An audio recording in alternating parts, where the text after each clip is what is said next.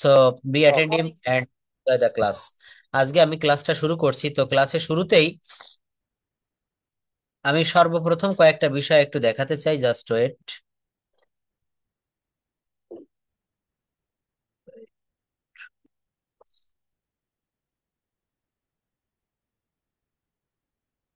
আচ্ছা, টেন্সটা নিয়ে আমরা এক বাক্যে যদি একটু কথা বলি, টেন্স মানে হচ্ছে ক্রিয়ার কাল বা সময়।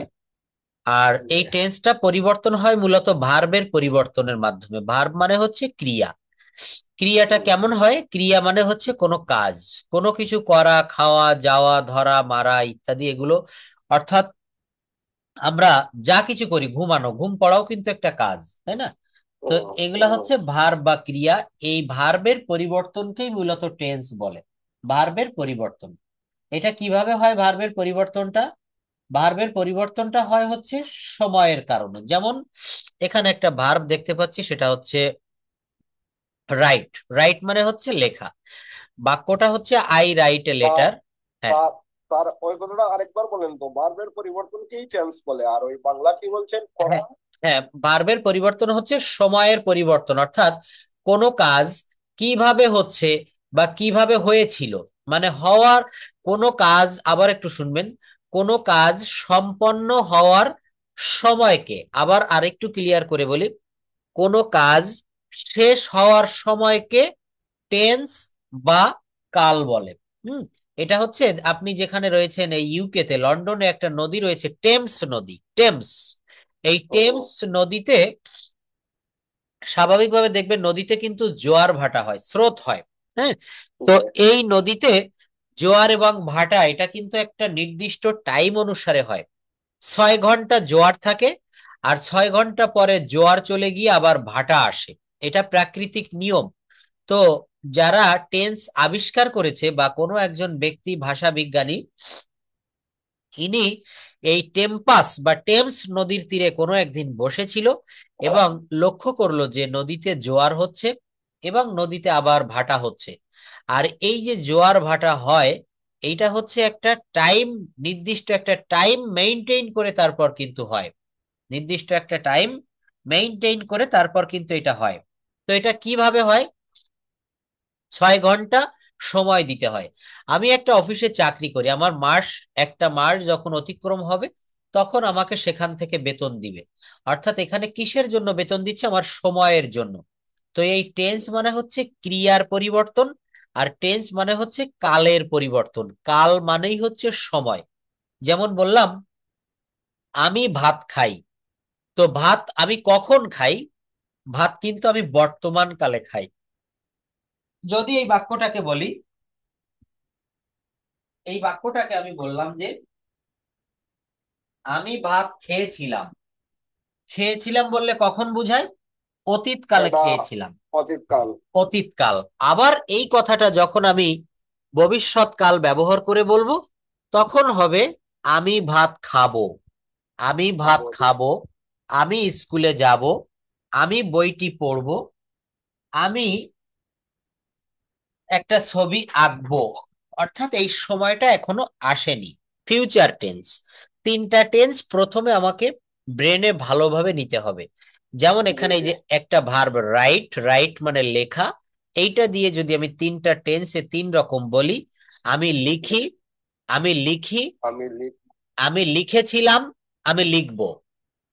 যে, এইটাকে যদি তুমি দিয়ে করি, সাবজেক্ট পরিবর্তন করি, ভার্ব ঠিক থাকবে। তুমি লেখো, তুমি তুমি লেখো, লিখেছিলে। তুমি লিখেছি, হ্যাঁ, লিখেছিলে, তুমি লিখবে। লিখবে। হ্যাঁ, থ্যাংক ইউ। এইটাকে যদি আমি কারো নাম উল্লেখ করে দেই, একজনের নাম হচ্ছে রনি, তো রনি লেখে, রনি লিখেছিল, রনি লিখবে। ইয়েস। এই তিনটা বিষয় প্রথমে ভালোভাবে আমাদেরকে ধরতে হবে, শিখতে হবে। তারপর হচ্ছে প্রেজেন্ট টেন্সের দেখিয়েছিলাম 4 প্রকার। প্রেজেন্ট টেন্সটা হচ্ছে 4 ভাই: present indefinite, present continuous, present perfect, present present perfect perfect, present continuous. Perfect continuous. হ্যাঁ, ওই পাস্ট টেন্সে গিয়েও কিন্তু একই জিনিস: past indefinite, past continuous, past perfect, past perfect continuous. আর ওই ফিউচার টেন্সে গিয়েও একই জিনিস: future indefinite, future continuous, future perfect, future perfect continuous. অর্থাৎ একই জিনিস, আমাকে তিনটা টেন্সে দেখতে হবে। এইবার এই যে প্রেজেন্ট টেন্স 4 প্রকার, পাস্ট টেন্স 4 প্রকার, ফিউচার টেন্স 4 প্রকার, মোট এই 12 প্রকার টেন্স, মোট এই 12 প্রকার টেন্স আপনাকে খুব ভালোভাবে রপ্ত করতে হবে, শিখতে হবে। কেননা আমরা সকালে ঘুম থেকে উঠে রাত পর্যন্ত যত কথা বলি, এই সব কথাগুলা 12 প্রকার টেন্সের ভিতরে আসবে, অথবা 18 প্রকার মডাল রয়েছে,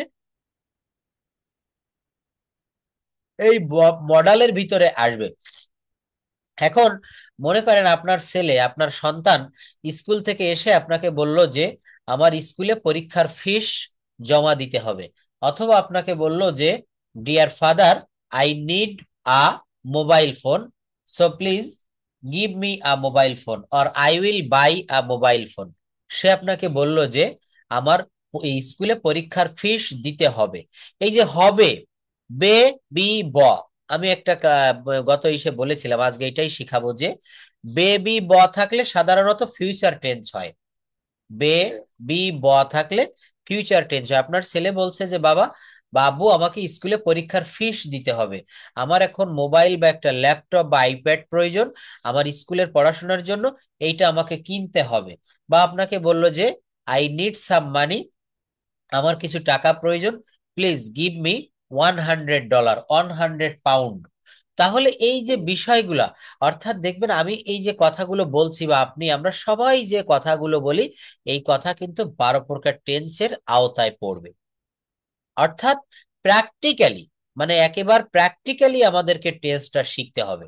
যেমন আমি বললাম যে আমি একটি চিঠি লিখি, লিখি বললে কখন বুঝায়? বর্তমান কালে লিখি। বর্তমানে। হ্যাঁ। আর এইটাকে যখন আমি বলবো যে আমি একটা চিঠি লিখেছিলাম বা সে একটা চিঠি লিখেছিল, এইটা ওটা হচ্ছে অতীতকাল। অতীতকাল। আর যখন আপনাকে বললাম যে আমি একটা চিঠি লিখবো, আমি একটা চিঠি, তখন ফিউচার। তখন ফিউচার হবে হয়ে ফিউচার। তখন কি হবে? ফিউচার। ফিউচার। এই বিষয়টা আমাকে ভালোভাবে প্রথমে বুঝতে হবে। তো এইটা আমরা বুঝতে পেরেছি। এখন এই যে বললাম আমি একটি চিঠি লিখি, আমি একটি চিঠি লিখেছিলাম, আমি একটি চিঠি লিখবো, হ্যাঁ, এই তিনটা টেন্সকে আবার চার চার ভাগে ভাগ করেছে। তো আমরা গত দুইটা ক্লাসে পাস্ট টেন্স, প্রেজেন্ট টেন্স এবং পাস্ট টেন্স দেখেছিলাম। আজকে ফিউচার টেন্স দেখব এবং সবগুলো আবার একসাথে দেখব। তো ফিউচার টেন্স কেমন হয়? সাবজেক্টের পরে শ্যাল বা উইল বসে, সাবজেক্টের পরে শ্যাল বা ফেল বা উইল উইল বসে, বসে। আর মূল ভার্বটা বসে যায়, প্লাস অবজেক্ট বসে যায়। দেখেন আমি খুব সুন্দর করে এই যে বাক্যটা, আই রাইট এ লেটার, আমি একটা চিঠি লিখি, এটা হচ্ছে প্রেজেন্ট টেন্স বা বর্তমান কাল, প্রেজেন্ট টেন্স বা বর্তমান কাল। বর্তমান কাল। এই টেন্সটাকে, এই প্রেজেন্ট টেন্স বা বর্তমান কালকে আমি খুব সহজে ভবিষ্যৎ কালে রূপান্তর করতে পারি। কিভাবে? দেখেন, আই রাইট এ লেটার, এখানে লিখবো I will, I will write a letter. কি লিখবো? I will write a letter. দেখছেন, তাহলে এখানে আমি অতিরিক্ত কি যোগ করেছি, আমি আবারও দেখাই এই বাক্যটা থেকে আমি। উইলটা। হ্যাঁ, উইলটা যোগ করেছে। হ্যাঁ, তাহলে প্রত্যেকটা প্রেজেন্ট টেন্সের বাক্যকে একটা ম্যাজিক্যাল ওয়েতে ফিউচার টেন্স তৈরি করে দেওয়া যায়। যেমন আমি যদি একটা বাক্য বলি, বলেন আই রিড এ বুক, আমি একটা বই পড়ি, এটা প্রেজেন্ট টেন্সে আছে না? বর্তমান কালে পড়ি। এইটাকে যদি বলি ফিউচার করেন, future indefinite, I read a book, তখন হবে I will I I will. Read a book. ওই যা আছে তাই বলবেন, শুধু ওই রিড নামক যে ভার্ব বা ক্রিয়া, ওর আগে আপনাকে একটা শ্যাল উইল দিতে হবে। I read a book, I will read a book. যদি বলা হয় আই ইট রাইস, আমি ভাত খাই, এইটাকে আপনি ফিউচার করতে পারবেন কিভাবে? I will eat rice, I I eat right. আমি ভাত খাবো। I will go to school, আমি স্কুলে যাব, I will go to school, আমি স্কুলে যাব। তাহলে এই যে কথাগুলা, এই যে বাক্যগুলো, এই পরিবর্তনটা মনে মনে একটু বুঝবেন। আর আরেকটা বিষয় দেখেন, অনেক সময় আমরা হতাশ হয়ে পড়ি যে স্যার এইসব কি শিখাচ্ছে, এগুলো শিখে কবে আমি কথা বলবো।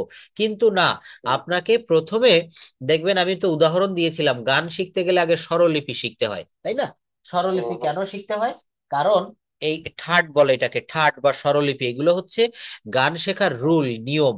যেমন আমরা বাংলাদেশে বা নিয়ম রয়েছে যে রাস্তায় চলতে গেলে বাম পাশ দিয়ে চলতে হয়, তো এই রুলটা যদি আমি মেনে না চলি তাহলে তো আমি অ্যাক্সিডেন্ট ঘটাবো, দুর্ঘটনায় পড়বো, তাই না? তো আমাকে কথা বলা শিখতে গেলে আগে এই স্ট্রাকচার গুলো জানতে হবে। আপনি ওদিকে অটোমেটিকলি কথা বলা শিখে যাবেন। কখন যে আপনি কথা বলা শিখে যাবেন আপনি দেখবেন নিজেও টের পাবেন না। তো এই আগে 12 প্রকার টেন্স বা কাল ক্রিয়া পরিবর্তনের যে রূপ, এইটা আমাকে ধরতে হবে। তো এখানে দেখলাম যে আই রাইট এ লেটার, আমি একটা চিঠি লিখি, আর এই বাক্যটা হবে ফিউচার টেন্সে, তখন হবে I will write a letter. I will write a letter. আচ্ছা, রাইট লেটার। তাহলে এইবার এই সামনে যে ভার্ব ফর্ম গুলো দেখিয়েছিলাম, এই যে এইখানে আমি একটা ভার্ব নিলাম ডু। ডু মানে হচ্ছে করা। হ্যাঁ, তাহলে যদি করা। বলা হয় আমি কাজটি করব, এর ইংলিশটা কি হবে? আমি কাজটি করব। I will do the work. Thank you. এইবার পরে একটা নিচে ভার্ব রয়েছে ইট। ইট দিয়ে ফিউচার টেন্সের একটা বাক্য করেন, আমি ভাত খাবো, তখন কি হবে? I I will. Will eat rice. দেখছেন, নিজে নিজেই আপনি পারছেন। রাইট দিয়ে বলেন আমি একটা কবিতা লিখবো, I will. I will write a song. I will write a poem. Poem মানে হচ্ছে কবিতা, হ্যাঁ। হ্যাঁ, আচ্ছা যদি ফাইন। বলতাম যে আমি একটা গান লিখবো, I will write a song. তাহলে দেখেন ফিউচার টেন্স কিন্তু আপনি নিজে নিজেই শিখে গেছেন। এখন যদি বলি যে ফিউচার টেন্সের স্ট্রাকচারটা তৈরি করেন, আপনি নিজেই পারবেন কিভাবে। প্রথমে দিতে হবে সাবজেক্ট, যেমনটি দেখেন এখানে আই হচ্ছে সাবজেক্ট। আই মানে আমি। I subject. Will write a letter, আমি একটা চিঠি লিখবো। এখানে প্রথমে তাহলে বলতে হবে আই মানে সাবজেক্ট, তারপর শ্যাল বা উইল, তারপর ভার্বের বেস ফর্ম, ভার্বের ভি ওয়ান ফর্ম, তারপর হচ্ছে অবজেক্ট। এই লেটার হচ্ছে অবজেক্ট, বা এখানে আমি বলেছিলাম এক্সটেনশন বলতে হবে। তাহলে আমি যদি পুরাটা বলি কি হবে? সাবজেক্ট প্লাস শ্যাল বা উইল প্লাস ভার্বের V one form plus extension, plus কি হবে?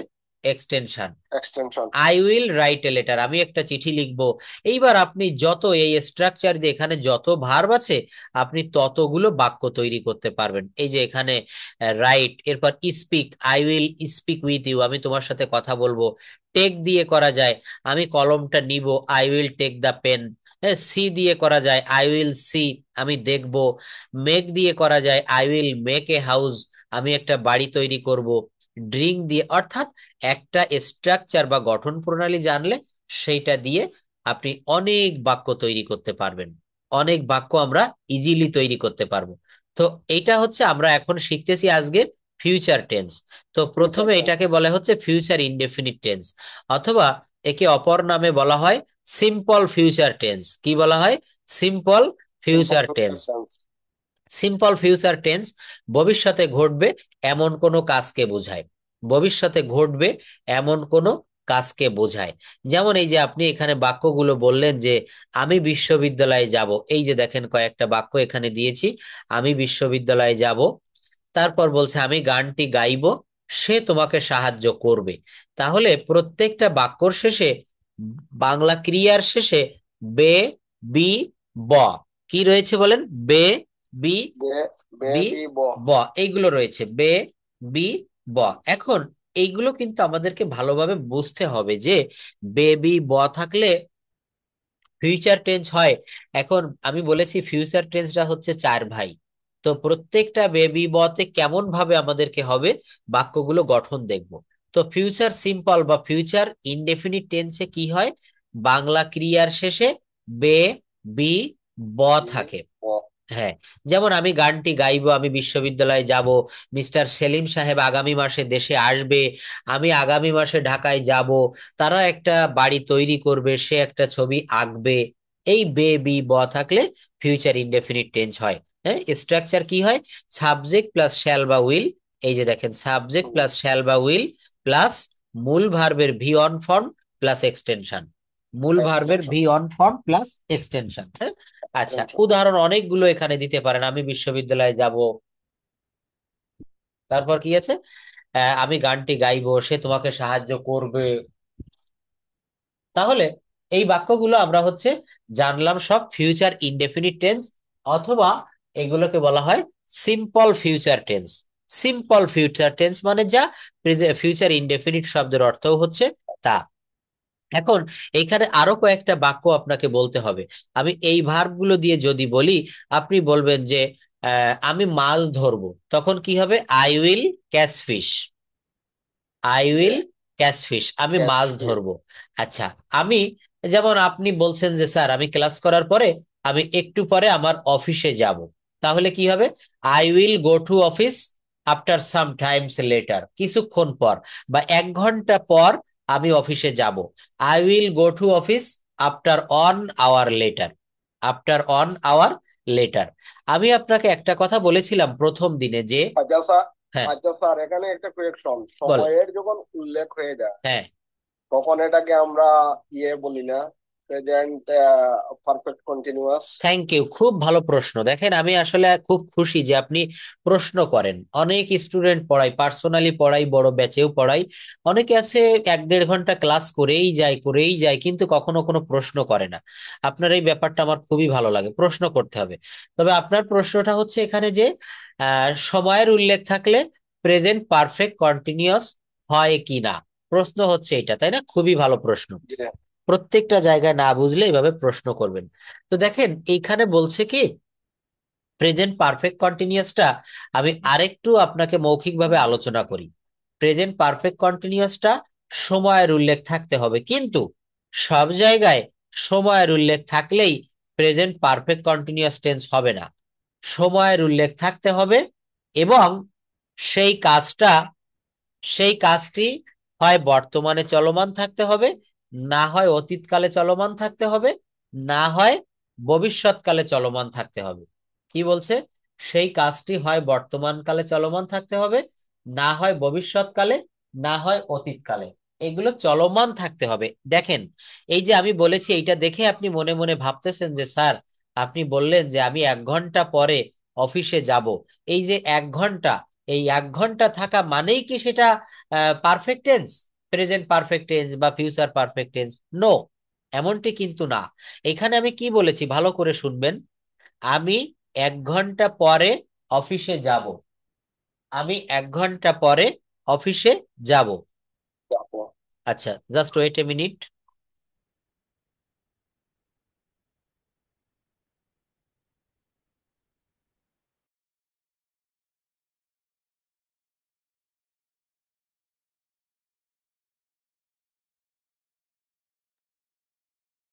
আচ্ছা, তারপর কি বললাম তাহলে?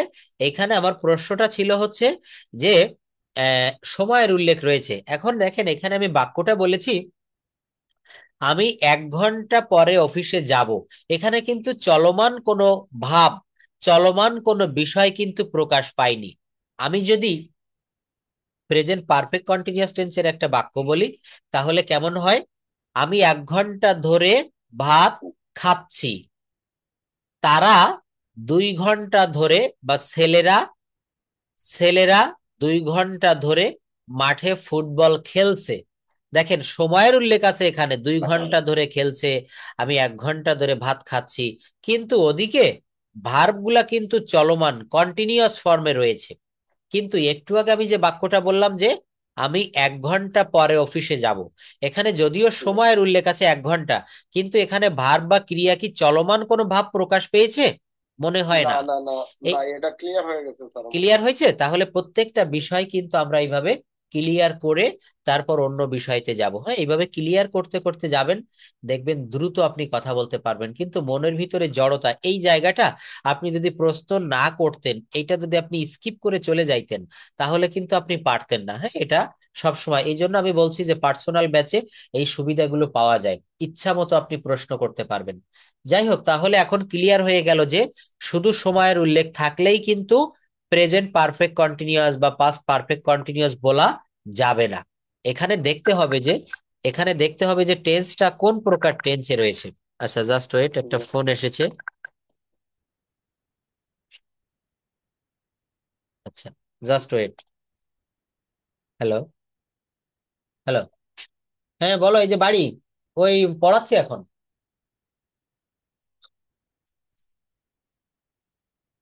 তা লিখে দাও, আমি তো। হ্যাঁ, আচ্ছা আচ্ছা ঠিক আছে, আমি, আচ্ছা ঠিক আছে, আমি ফোন দিয়ে দিচ্ছি এখন। হ্যাঁ, আচ্ছা, আচ্ছা ঠিক আছে। আচ্ছা, আর 1 মিনিট মাত্র।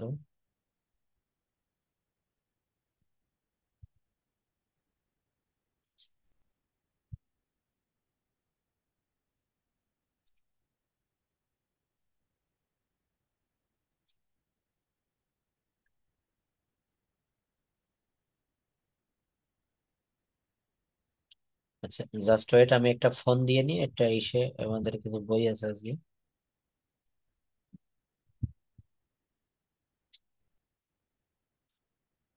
এখানে এই ফিউচার কন্টিনিউয়াস টেন্সটা একটু এখন দেখাবো।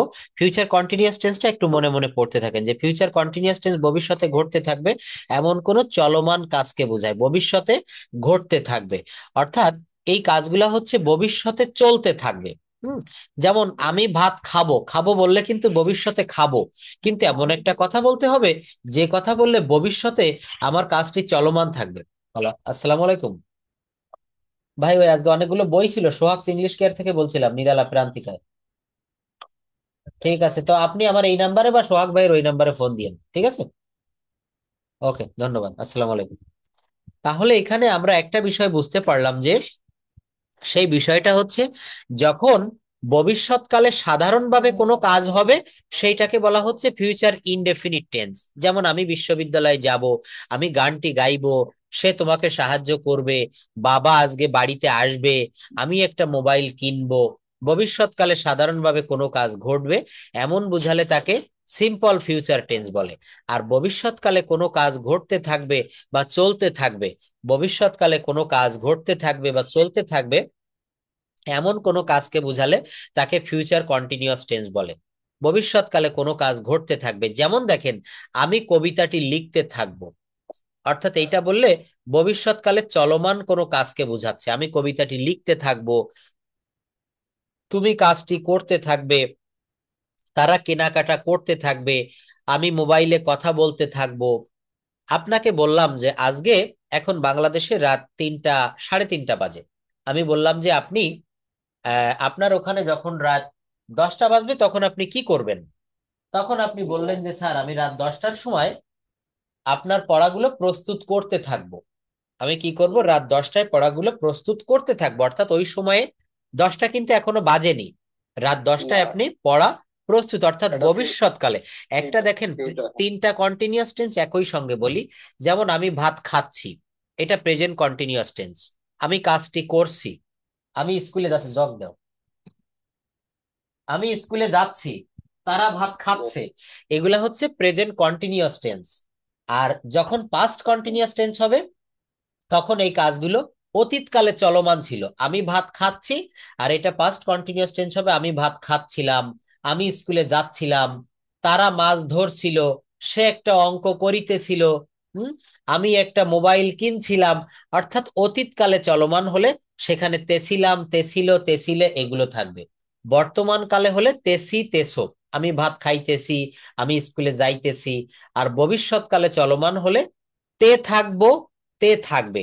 এই যে দেখেন, তে থাকবো, তে থাকবে, এটার চিহ্ন কি হবে? তে থাকবো, তে থাকবে। যেমন তুমি কাজটি করতে থাকবে, এই যে তে থাকবে। আমি কবিতাটি লিখতে থাকবো, তে থাকবো। তারা কেনাকাটা করতে থাকবে, তারা কেনাকাটা করতে থাকবে। অর্থাৎ এই বাক্যগুলোকে কিভাবে করব? এই বাক্যগুলো তে থাকবো, তে থাকবেন এমনটি থাকবে। তারা স্কুলে যেতে থাকবে, তারা বাড়ি আসতে থাকবে, সে অঙ্কটি করতে থাকবে। অর্থাৎ ভবিষ্যৎকালে চলমান থাকলে সেটা ফিউচার কন্টিনিউয়াস টেন্স হয়। এটা কিভাবে গঠন করতে হবে দেখেন, একই নিয়ম। এই প্রেজেন্ট কন্টিনিউয়াস টেন্সে যেমন ভার্বের সঙ্গে আইএনজি হয়েছিল, এখানেও দেখেন ভার্বের সঙ্গে আইএনজি দিয়েছি। I will be writing the poem, I will be writing the poem, writing the point. আমি কবিতাটি লিখতে থাকবো। এখানে দেখেন এই শ্যাল বা উইল এর পরে অতিরিক্ত বি যোগ করতে হবে। কি যোগ করতে হবে? অতিরিক্ত একটা বি যোগ করতে হবে, বি। হ্যাঁ, যেমন I will be writing the poem, এটা যদি না বলে আপনি বলেন I will writing the poem, এটা হবে না। ফিউচার কন্টিনিউয়াস টেন্স মানেই হচ্ছে শ্যাল বি বা উইল বি, এটা একসঙ্গে দিতে হবে। তবে আমি গত ক্লাসে বলেছিলাম যে শ্যালের ব্যবহার বর্তমান সময়ে একেবারেই বন্ধ হয়ে গিয়েছে, উইল ব্যবহার করতে হবে। আই উইল বি, অর্থাৎ স্ট্রাকচারটা বলতে হবে এই যে দেখেন, সাবজেক্ট প্লাস উইল বি। সব জায়গায় আমরা এটাই বলবো, সাবজেক্ট প্লাস শ্যাল বি বা উইল বি। তো এটা না বলে আমরা বলবো subject plus will be plus simple form of verb plus extension, simple form of verb plus extension. তাহলে এইটা দিয়ে আমরা কয়েকটা বাক্য বলি। যেমন আমি কবিতাটি লিখতে থাকবো, বি, আই উইল বি, এরপর যে ভার্বটা দিবেন ওইটাকে আইএনজি রাইটিং। ফর্ম দিতে হবে। I will be writing. আমি যদি কবিতাটি বাদ দিলাম, আমি লিখতে থাকবো, আই উইল বি রাইটিং। আমি খেলতে রাইট। থাকবো, আমি খেলতে থাকবো, I will B I will be playing. I will be playing. আমি পড়তে থাকবো, I will be reading. I will be reading. আমি ঘুমাইতে থাকবো, I will B I will be sleeping. Sleeping. আমি মাছ ধরতে থাকবো, I will B I will be teaching fish. Fish. আমি বাড়িটি তৈরি করতে থাকবো, I will be made a house. একটু ভুল হয়ে গেল, আই উইল বি মেকিং হবে। মেকিং। হ্যাঁ, কারণ কেন মেকিং হবে মনে রাখবেন। আইএনজি যোগ হবে। হ্যাঁ, এটা কোন কোন টেন্সে আইএনজি যোগ হয়? যে কোনো কন্টিনিউয়াস টেন্সেই আইএনজি যোগ হয়। প্রেজেন্ট কন্টিনিউয়াস টেন্সে আইএনজি যোগ হয়। আবার চতুর্থ নাম্বারে যেটা প্রেজেন্ট পারফেক্ট কন্টিনিউয়াস টেন্স, ওখানেও আইএনজি হয়। পাস্ট কন্টিনিউয়াস টেন্সেও আইএনজি হয়, পাস্ট পারফেক্ট কন্টিনিউয়াস টেন্সেও আইএনজি হয়। এখন আমরা যেটা করতেছি ফিউচার কন্টিনিউয়াস টেন্স, এখানেও আইএনজি হবে, আবার ফিউচার পারফেক্ট কন্টিনিউয়াস টেন্সেও আইএনজি হবে। অর্থাৎ আইএনজি কখন বসে? যখন কোনো কাজ চলমান থাকে। যেমন প্রেজেন্ট কন্টিনিউয়াস টেন্স, আমি ভাত খাচ্ছি বা আমি ভাত খাইতেছি, আই অ্যাম ইটিং রাইস। আবার যখন বলবেন আমি 1 ঘন্টা ধরে ভাত খাইতেছি, তখন হবে I have been eating rice for 1 hour. I have been eating rice for 1 hour. তো এখন আমরা দেখতেছি হচ্ছে ফিউচার কন্টিনিউয়াস টেন্স, এটার গঠন প্রণালী হবে subject plus will be plus ভার্বের পর আইএনজি। আবার বলি, subject plus will be plus ভার্বের পর আইএনজি। যেমন এখানে বলা হচ্ছে I will be writing, I will be eating, I will be playing, I will be sleeping. এটা হচ্ছে will be, subject plus shall be বা উইল বি প্লাস মূল ভার্বের পর আইএনজি। তুমি কাজটি করতে থাকবে, you will be doing the work. তারা কেনাকাটা করতে থাকবে, they will be they will be shopping. তাহলে এই বাক্যগুলো হচ্ছে ফিউচার কন্টিনিউয়াস টেন্স। এখন আমরা একই সঙ্গে আবার দুইটা শিখবো। তারা বাড়ি যাবে, দে উইল গো হোম। এই যে এখানে লিখেছিলাম আমি একটা চিঠি লিখবো, future indefinite, I will write a letter. আমি ভাত খাবো, কি হবে? I will eat rice. Letter. I will eat rice, আমি ভাত খাবো। আমি বিশ্ববিদ্যালয়ে যাব, I will go two university. আমি ইউনিভার্সিটি। অফিসে যাব, I will go to office. Office. এগুলা হচ্ছে ফিউচার ইনডেফিনিট। আর আরেকটা দেখতেছি হচ্ছে ফিউচার কন্টিনিউয়াস, অর্থাৎ চলমান ভবিষ্যৎকাল। চলমান ভবিষ্যৎকাল। ভবিষ্যৎকাল। হ্যাঁ, আমি কাজটি করতে থাকবো, সে বাড়ি যেতে থাকবে, আমি গানটি গাইতে থাকবো, সুমন একটি গল্প বলতে থাকবে। অর্থাৎ ভবিষ্যৎকালে কোনো কাজ চলতে থাকবে। আচ্ছা, এরপর আরেকটা দেখব, তৃতীয় নাম্বারে যেটা, সেটা হচ্ছে ফিউচার পারফেক্ট টেন্স। এটা কোন টেন্স হবে? Future perfect tense. এইটার অর্থ হচ্ছে পুরা ঘটিত ভবিষ্যৎকাল। অর্থাৎ ভবিষ্যৎকালে যেটা অটোমেটিক বা ভবিষ্যৎকালে যেটা, যে কাজটি সম্পন্ন হয়ে থাকবে। যেমন দেখেন, সে তোমাকে সাহায্য করে থাকবে, সে তোমাকে সাহায্য করে থাকবে। করে থাকে। আচ্ছা, তারপর বলছে আমি কবিতাটি লিখে থাকবো, তুমি আসার আগে আমি বক্তব্যটা দিয়ে থাকবো, আমি পৌঁছানোর আগে তুমি অফিসে গিয়ে থাকবে। এই যে দুইটা কাজ ভবিষ্যৎকালে, দুইটা কাজের ভিতরে যে কাজটি আগে সংগঠিত হবে, যে কাজটি আগে সম্পন্ন হবে, সেইটা হবে হচ্ছে ফিউচার পারফেক্ট টেন্স। যে কাজটি আগে হবে সেটা ফিউচার পারফেক্ট টেন্স, আর যে কাজটি পরে হবে সেইটা হবে প্রেজেন্ট ইনডেফিনিট টেন্স। কি হবে? সেটা হবে প্রেজেন্ট ইনডেফিনিট টেন্স। তো আমাদের প্রেজেন্ট ইনডেফিনিটটা মনে রাখার দরকার নেই। আমরা মনে রাখবো যে ভবিষ্যৎকালে কোনো কাজ হয়ে থাকবে, ঘটে থাকবে মানে সম্পন্ন হয়ে থাকবে, এমন বুঝালে সেইটা হচ্ছে ফিউচার পারফেক্ট টেন্স হয়। যেমন দেখেন, আমি কবিতাটি লিখে থাকবো, কি হবে? হুম। আমি কবিতাটি লিখে থাকবো। তাহলে এই যে লিখে থাকবো, গিয়ে থাকবো, এখানে আমি আবারও যদি একটু তিনটা বিষয় একই সঙ্গে বলি, যেমন ভবিষ্যৎকালে কোনো কাজ সাধারণভাবে হবে। আচ্ছা স্যার, এরকম এরকম কোনো সেন্টেন্স হয় কিনা যে আমি খেয়ে থাকবো, খাইয়া খেয়ে থাকবো, এরকম তো কোনো সেন্টেন্স বলে না। হ্যাঁ, যেমন আমরা আগামীকাল খুলনায় গিয়ে থাকবো, গিয়ে মানে বলে না, বলতে কি এগুলো একটু অশুদ্ধ, শুনতে কেমন জানি শোনা যায়, এই জন্য তেমন ভাবে কিন্তু এগুলো বলা হয় না। দেখেন, আমি সুন্দর একটা কথা বলেছেন যে স্যার না, এমন। তো কি গিয়ে থাকবো না বলে এখানে মনে করেন আমি আগামীকাল খুলনায় যাবো, এই শব্দটা হ্যাঁ কিন্তু। হ্যাঁ, ঠিক ঠিক, আপনি যেটা বলেছেন এই শব্দটা, এই বাক্যটাই আমরা বেশি ব্যবহার করি, এটা প্রচলিত। আমি আগামীকাল খুলনায় যাব, কিন্তু আমি আগামীকাল খুলনায় গিয়ে থাকবো, এই যে ফিউচার পারফেক্ট। আমি আপনাকে প্রথম দিনে একটা বিষয় বলেছিলাম যে 12 প্রকার টেন্স, কিন্তু এই 12 প্রকার টেন্স আমাদের সবগুলো কিন্তু সমানভাবে আমাদের প্রয়োজন হয় না। আমাদের 8 প্রকার টেন্স বেশি প্রয়োজন হয়। 8 প্রকার টেন্স যদি আমরা শিখতে পারি খুব ভালোভাবে, আমরা আমাদের দৈনন্দিন জীবনের যত কথা সব আমরা বলতে পারবো, উইদাউট এনি অবস্ট্যাকেল, কোনো এখন বাধা ছাড়া। হ্যাঁ স্যার, হ্যাঁ, বলেন। আমি আগামীকাল খুলনা যাব, এটাও তো ওই আমরা যে টেন্স নিয়ে কথা বলতেছি ওই টেন্সেই না, তো। এটা আমি আগামীকাল খুলনায় যাব, এটা তো একেবারে future indefinite, simple future tense. Future indefinite একেবারে সাধারণভাবে করতে হবে, সাবজেক্ট প্লাস উইল প্লাস ভার্বের ভি অন ফর্ম। আমি আগামীকাল খুলনায় যাব, I will go to Khulna tomorrow. তো আই উইল গো, গিয়ে থাকবো হলে এটা গিয়ে থাকবো হলে তখন আবার এটা ফিউচার পারফেক্ট হবে, তখন এই যে দেখেন উইল হ্যাভ ব্যবহার করতে হবে সাবজেক্টের পরে। এইটা আপনি আমার ক্লিয়ার করেন। এখন আমরা বাংলা বলার সময় কি কখনো কেউ এভাবে বলে যে আমি গিয়ে থাকবো, এরকম অনেক কেউ সময় বলে? দেখেন, আমি সেই সেই জায়গাটা আমি আসতেছি, এই যে গিয়ে থাকবো, করে থাকবো, সাহায্য করে থাকবে, এই ধরনের কথাগুলা বলা হয় না তা না, এটা বলা আমরা বলি কিন্তু খুবই কম। আর এই খুবই কম বলার কারণে এই টেন্স গুলা, এটা তো আপনি শিখতে চাচ্ছেন তাই শেখাচ্ছি, অন্যান্য ব্যাচে এগুলো আমি শিখাই না। এমনি সাধারণ একদিন একটু বলে চলে যাই, যার মনে থাকলো থাকলো, না থাকলো না থাকলো, কারণ এইগুলার বেশি ইম্পর্ট্যান্ট নয়।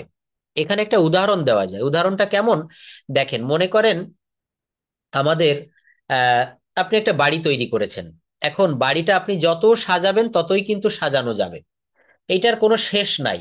এখন এর একটা বেজ কিন্তু রয়েছে, একটা বেজমেন্ট, একটা ভিত্তি, সেইটা না হলে, যেমন আমি যদি বলি, আপনি মনে করেন একটা দোতলা বাড়ি তৈরি করেছেন ঢাকায়, এখন এই বাড়ির দোতলার একটা ছাদ অবশ্যই দিতে হবে, তা না হলে তো আপনি বর্ষায় ভিজে যাবেন, তারপর রোদ রোদ লাগবে ঘরে, তাই না?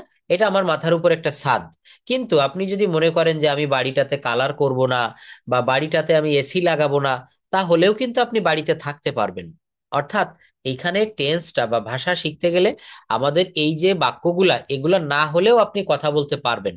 আমি প্রথম ক্লাসে বলেছিলাম যে 12 প্রকার টেন্সের ভিতরে 8 প্রকার টেন্স আপনি যদি ভালো করে শিখতে পারেন, আপনি সব জি জি। কথা, সব কথা বলতে পারবেন। আর সেই 8 প্রকার টেন্স কি কি? প্রেজেন্ট টেন্সের 4টা শিখতেই হবে, কারণ ওর চারটাই আমাদের কাজে লাগে, present indefinite, present continuous, present perfect, present perfect continuous, এই হলো 4টা। আর past indefinite, past continuous, future indefinite, future continuous, এই যে এখন যেটা আপনাকে শিখাচ্ছি, এটা হচ্ছে ফিউচার টেন্সের 3য় নম্বরের ভাই, ফিউচার পারফেক্ট। এইটা বেশি কাজে লাগে না।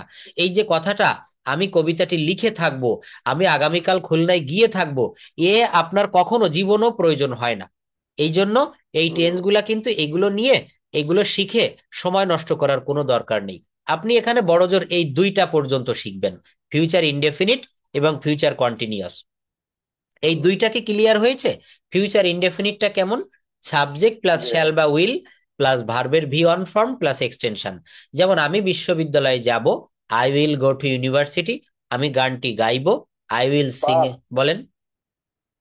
আমি আরেকটা মানে ক্লিয়ার হওয়া এটা প্রশ্ন না। অবশ্যই অবশ্যই, যতক্ষণ ক্লিয়ার যেমন না হবেন আমি যেমন বুঝাবো, আমি বলেন। হুম। যেমন আমি এখানে লিখছি হ্যাঁ আমি আগামীকাল খুলনা যাব, হ্যাঁ বাংলায় লিখছি আর কি। হ্যাঁ হ্যাঁ।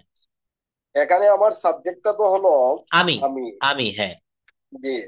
খুলনা যাবোটা হলো ইয়ে না, এখানে আমার খুলনায় যাব, খুলনায় যাব একসঙ্গে বলবেন না, এখানে যাবোটা হচ্ছে ভার্ব আর খুলনাটা হচ্ছে অবজেক্ট বা হ্যাঁ হ্যাঁ, এক্সটেনশন। যাবোটা যাবোটা হচ্ছে বার। ভার্ব।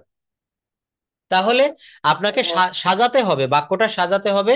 জি জি আমি জি। খুলনায় যাব, আমি খুলনায় যাব, এভাবে বলা যাবে না, সাজাতে হবে আমি যাব খুলনায়, আমি যাব খুলনায়। তাহলে আই উইল গো, এই যে শ্যাল উইল দিতে হবে কোথায়? ফিউচার জি জি। ইনডেফিনিট টেন্সে, I will go to Khulna, I will go to খুলনা, Khulna tomorrow. টুমরো, নাকি? হ্যাঁ। আমি আগামীকাল ভাত খাবো, I will eat rice tomorrow.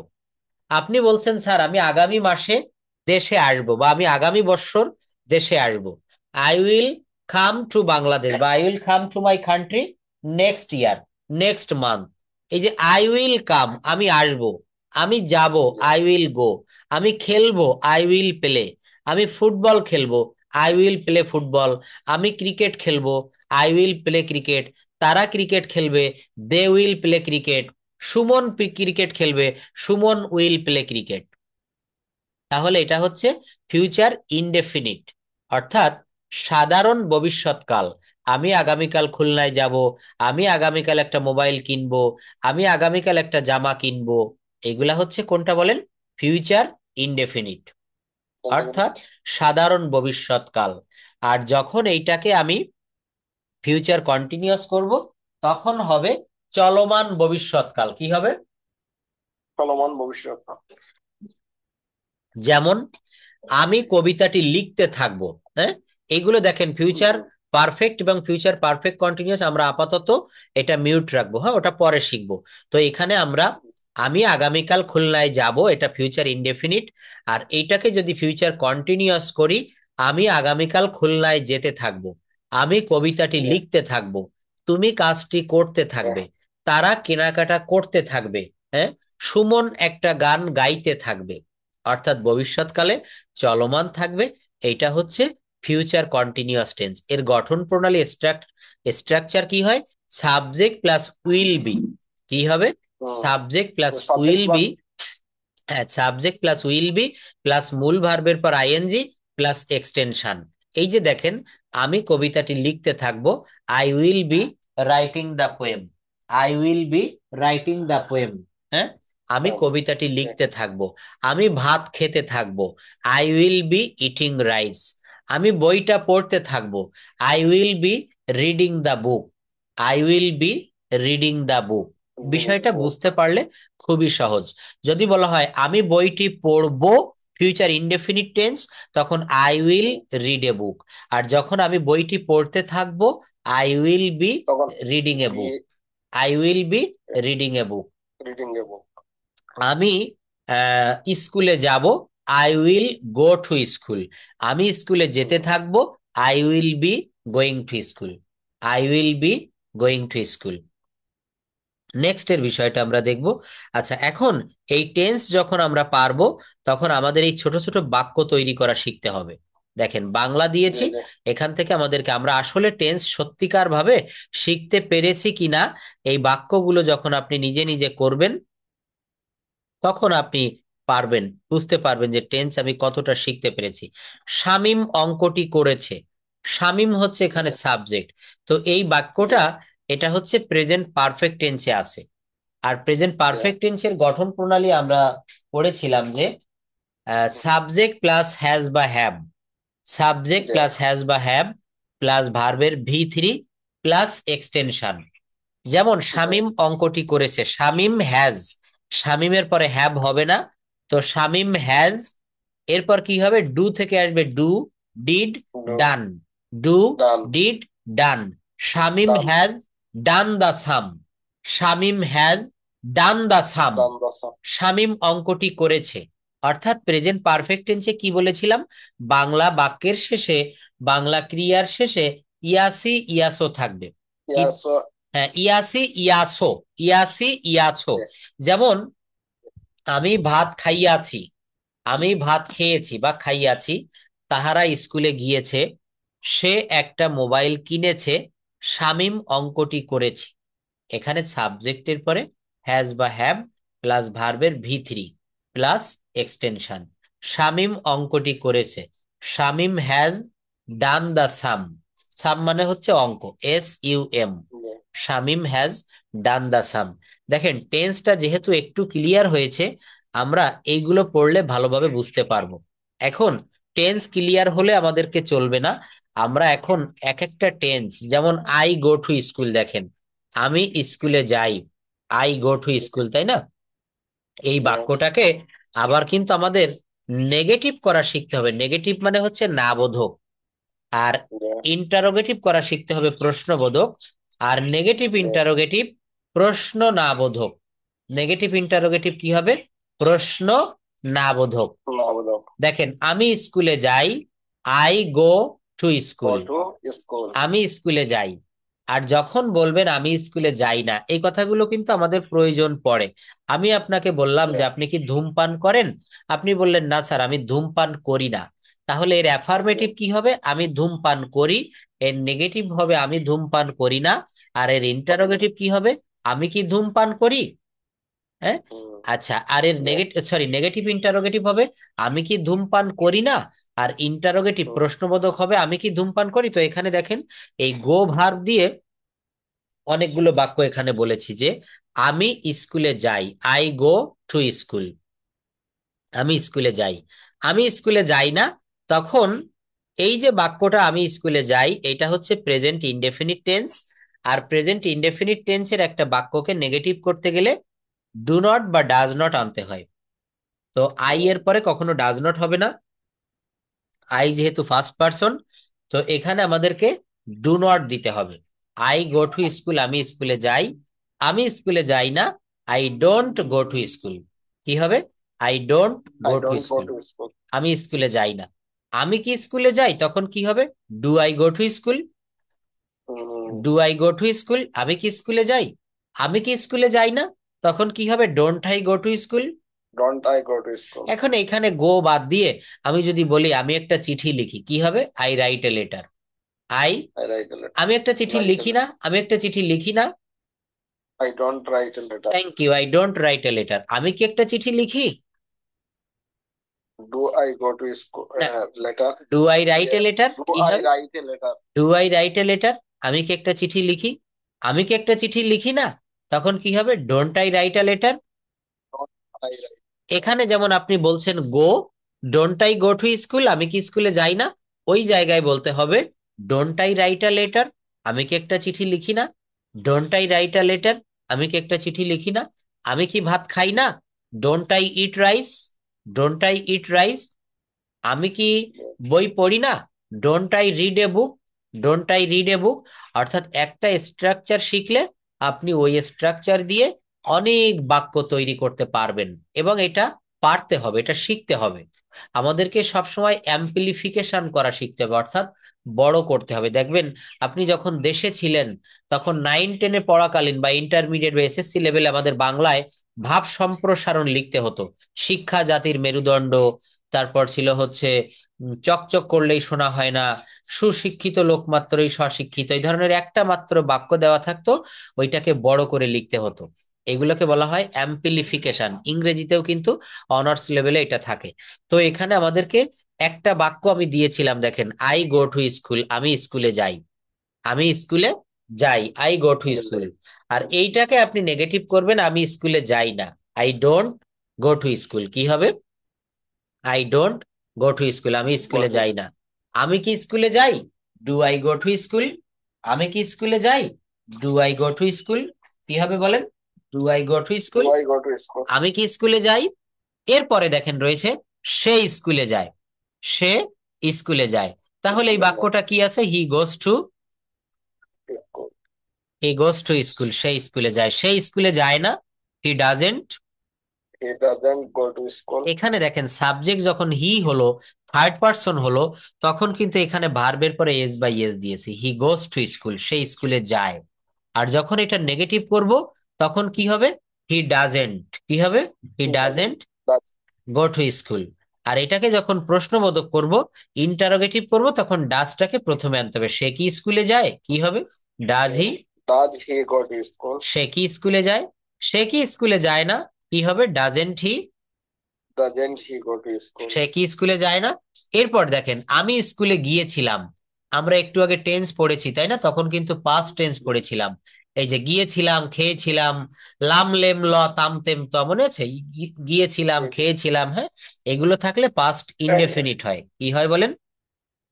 Past indefinite. হ্যাঁ, বলছে আমি স্কুলে গিয়েছিলাম, তো গো মানে যাওয়া।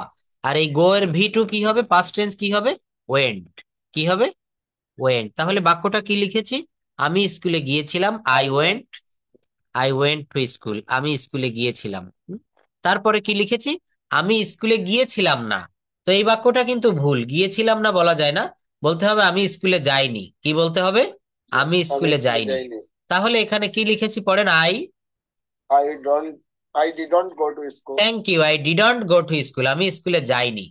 অর্থাৎ কোনো বাক্যকে, পাস্ট ইনডেফিনিটের কোনো বাক্যকে নেগেটিভ করতে গেলে ডিড নট ব্যবহার করতে হয়। প্রেজেন্ট টেন্সে যেমন ডু নট বা ডাজ নট ব্যবহার করেছেন, এখানে সাবজেক্ট যাই থাকুক না কেন আপনাকে ডিড নট দিতে হবে। I did not go to school, কি হবে বলেন, I did not I go did to school. Go to school. আচ্ছা, এইটাকে যদি ইন্টারোগেটিভ করেন, আমি কি স্কুলে গিয়েছিলাম, তখন কি হবে, did I go to school. Thank you, did I go to school, আমি কি স্কুলে গিয়েছিলাম। আর এর নেগেটিভ ইন্টারোগেটিভ কি হবে, আমি কি স্কুলে যাইনি, আমি কি স্কুলে যাইনি, তখন কি হবে, হ্যাঁ, did not I go to school. Did not I go to school, আমি কি স্কুলে যাইনি। এইবার দেখেন কেবল যেটা আমরা পড়লাম, ফিউচার ইনডেফিনিট টেন্স, অর্থাৎ সাবজেক্টের পরে শ্যাল বা উইল, তারপর হচ্ছে মূল ভার্বের ভি ওয়ান, এই যে গো, ভি ওয়ান। তাহলে আমি স্কুলে যাব, এটা কি হবে, I will, go to school. I will go to school, আমি স্কুলে যাব। আমি স্কুলে যাব না, I I won't, will not K, on. এই উইল, এটা আপনি বলতে পারেন I will not go to school, আমি স্কুলে যাব না। তো উইল নট কে শর্ট ফর্মে বলা হয় ওন্ট, কি বলা হয়, আচ্ছা, ওন্ট।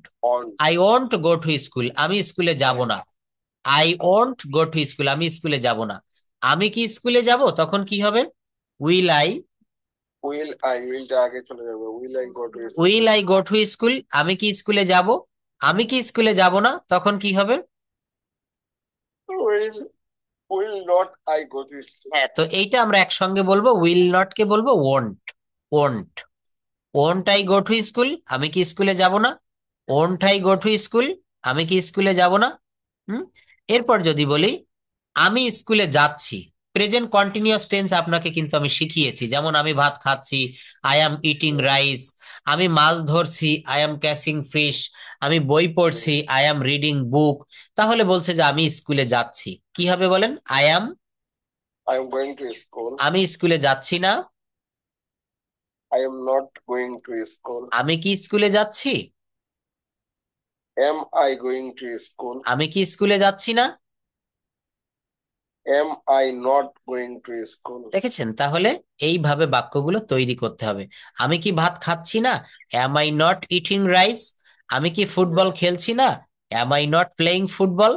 অর্থাৎ এই বাক্যগুলোকে আমরা, এখানে দেখেন আমি স্কুলে যাচ্ছি, I am going to school, যখন বাক্যটাকে নেগেটিভ করেছি তখন শুধুমাত্র এই অ্যাম এর পরে একটা নট যুক্ত করেছি। অ্যাম এর পরে কি করেছি, একটা নট একটা যুক্ত নট করেছি, যুক্ত হ্যাঁ। করেছে। আমি ভাত খাচ্ছি, আই অ্যাম ইটিং রাইস, আমি ভাত খাচ্ছি না, I am not eating rice, I am not eating rice. Getting rice. আচ্ছা, আমি ভাত খাচ্ছি না, আমি স্কুলে যাচ্ছি, I am going to school, আমি স্কুলে যাচ্ছি না, I am not going to school, I am not going to school. Going to আমি school. কি স্কুলে যাচ্ছি, am I going to school, am I going to school. তাহলে এরপর দেখেন আমরা যে বাক্যটা বললাম, আমি স্কুলে যাচ্ছি, I am going to school, এইটাকে যখন, এটা তো প্রেজেন্ট কন্টিনিউয়াস টেন্সে আছে, I am going to school, আমি স্কুলে যাচ্ছি। কিন্তু এটাকে যদি বলি আমি স্কুলে যাচ্ছিলাম, তখন কি হবে, I was going to school, I was Yeah, going to school. going to school. আমি স্কুলে যাচ্ছিলাম, I was going to Going school, to school. আমি স্কুলে যাচ্ছিলাম। আমি বইটি পড়িতেছিলাম বা পড়ছিলাম, I was reading the book, I was Mm. Reading the book. Reading the book. আমি একটা বাড়ি তৈরি করছিলাম, I was making a house, I was making a house. Making a house. আমি একটা গান গাচ্ছিলাম, I was, Mm. I was I was singing a song, singing a song. Song, আমি একটা গান গাচ্ছিলাম। তারা মাছ ধরছিল, দে ওয়ার ক্যাচিং ফিশ, কি হবে, they were There catching fish. এখন আমরা টেন্সটা মোটামুটি শিখেছি, কিন্তু এই টেন্সের 8 প্রকার টেন্স, 12টা আপনাকে 4টা বাদ দিতে হবে। কোন 4টা বাদ দিবেন, পাস্ট পারফেক্ট এবং পাস্ট পারফেক্ট কন্টিনিউয়াস, আর ফিউচার পারফেক্ট এবং ফিউচার পারফেক্ট কন্টিনিউয়াস। এই 4টা বাদ are দিলে বাকি যে 8টা থাকে, এই 8টা কিন্তু আমাদেরকে খুব ভালোভাবে প্র্যাকটিস করতে হবে, খাতায় লিখতে হবে, বাংলা লিখতে হবে, তার পাশে ইংরেজি বাক্যগুলো লিখতে হবে। এইভাবে আমরা প্র্যাকটিস করব। তো এখানে আরো বলছে, দেখেন, আমি স্কুলে যাচ্ছিলাম, I was going to school. এর নেগেটিভ কি হবে? আমি স্কুলে যাচ্ছিলাম না।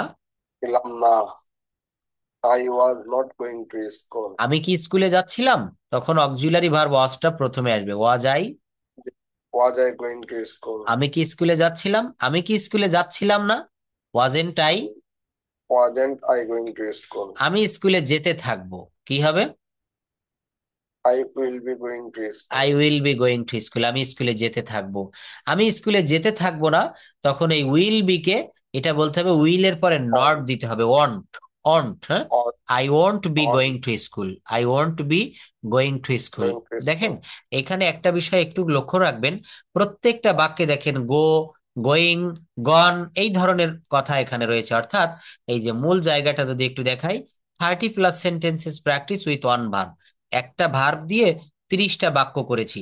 তো সেই ভার্বটা কি নিয়েছি? গো। এখন এই গো এর পরিবর্তে আপনি এখানে ইট নিতে পারেন, ডু নিতে পারেন, রাইট নিতে পারেন। যে কোনো একটা ভার্ব আপনি মনে মনে চুজ করে নিতে পারেন, বেছে নিতে পারেন। আমি স্কুলে যাই, এই গো ভার্বটা না নিয়ে আপনি এখানে বলতে পারেন, আমি একটা চিঠি লিখি, আই রাইট এ লেটার। এখানে পরে দ্বিতীয় বাক্যে যেমন নেগেটিভ করেছে, আমি স্কুলে যাই না, ওখানে আপনি লিখতে পারবেন, আমি একটা চিঠি লিখি না। আমি একটা চিঠি লিখি না। তো এখানে বলছে I don't go to school, ওখানে আপনি বলবেন I don't write a letter. I don't write a letter. অর্থাৎ এখানে আপনাকে বাক্য বড় করা শিখতে হবে। শুধু যে গো রয়েছে, গো ভার্ব দিয়ে 30টা বাক্য পড়ে যাব তা না। এই 30টা বাক্য এখানে আপনি পড়বেন, পড়ে এইখানে 30টা বাক্যই আপনি করবেন, কিন্তু রাইট ভার্ব দিয়ে, ইড ভার্ব দিয়ে, প্লে ভার্ব দিয়ে, অনেক রকমের ভার্ব রয়েছে। যে কোনো একটা ভার্ব দিয়ে আপনি এই বাক্যগুলো তৈরি করতে পারবেন। তো টেন্স শিখলাম। এখন টেন্স থেকে আমি পরীক্ষা নিব। পরীক্ষা কি? আপনি এই যে বাক্যগুলো, এইগুলো পড়ে রাখবেন আজকে। আগামী ক্লাসে এইখান থেকে আপনি নিজে নিজে বলতে পারবেন। এই যে দেখেন, একটু আগে আমরা ফিউচার কন্টিনিউয়াস টেন্স শিখে এসেছি খুব ভালো করে। এখানে কন্টিনিউয়াস টেন্সের স্ট্রাকচার কি হয়? সাবজেক্টের পরে শ্যাল বি বা উইল বি প্লাস মূল ভার্বের পর আইএনজি প্লাস এক্সটেনশন। যেমন আমি ভাত খেতে থাকবো, আমি গান গাইতে থাকবো, আমি স্কুলে যেতে থাকবো। অর্থাৎ এই বাক্যগুলো কি হবে? I will be going to school. আমি স্কুলে যেতে থাকবো। আমি স্কুলে যেতে থাকবো না, I won't be going to school. আমি কি স্কুলে যেতে থাকবো? Will I be going to school. আমি কি স্কুলে যেতে থাকবো না? Won't I be going to school. কি হবে? Won't I be going to school. অর্থাৎ মনে রাখতে হবে, ফিউচার কন্টিনিউয়াস টেন্সে সাবজেক্ট প্লাস শ্যাল বি বা উইল বি প্লাস মূল ভার্বের সঙ্গে ING. I will be going to school, আমি স্কুলে যেতে থাকবো।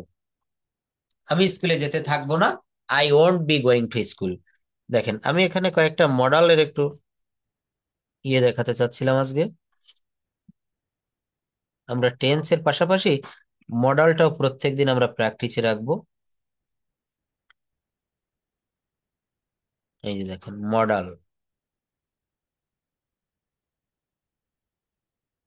মডেল, সেমি মডেল, এগুলো আমাদেরকে শিখতে হবে।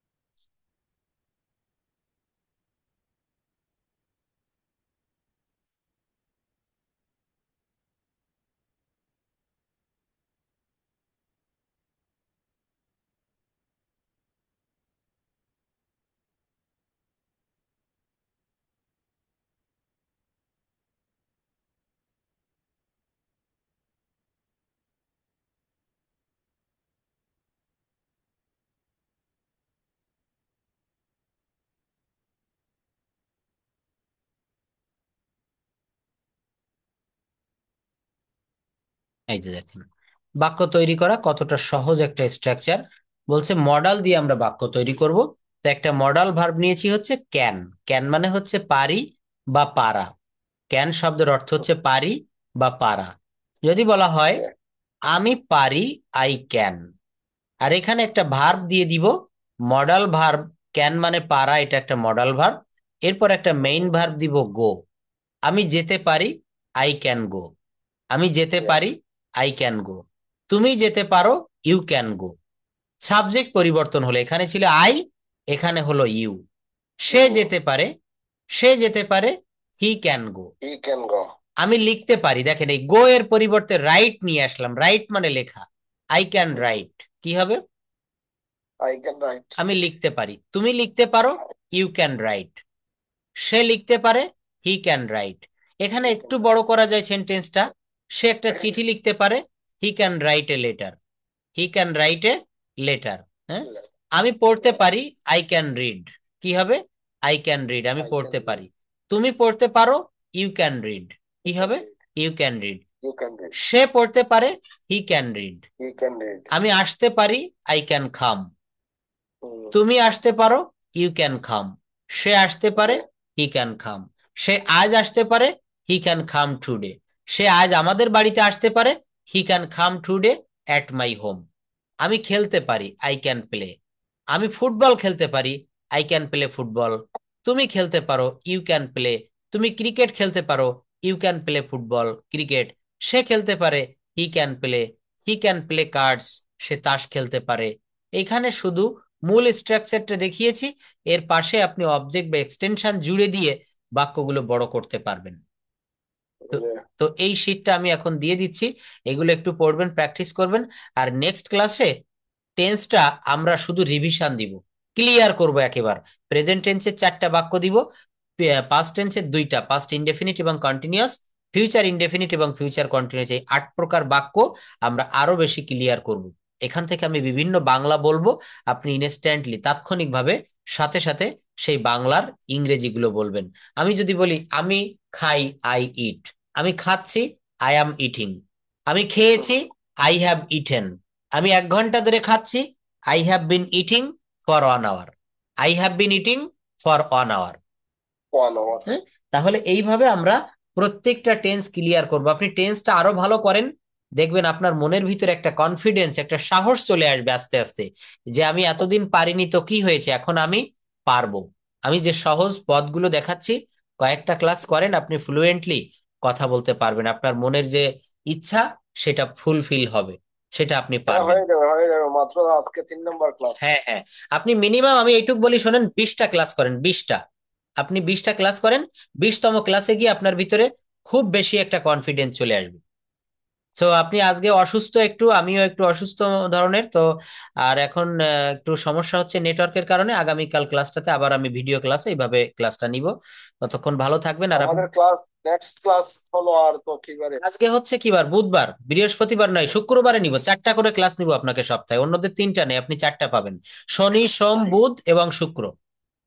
ওকে, ঠিক ওকে, আছে? ভালো থাকেন। আচ্ছা, ভালো থাকেন। আসসালামু আলাইকুম, আল্লাহ হাফেজ, see you in the next class. হ্যাঁ। ওকে।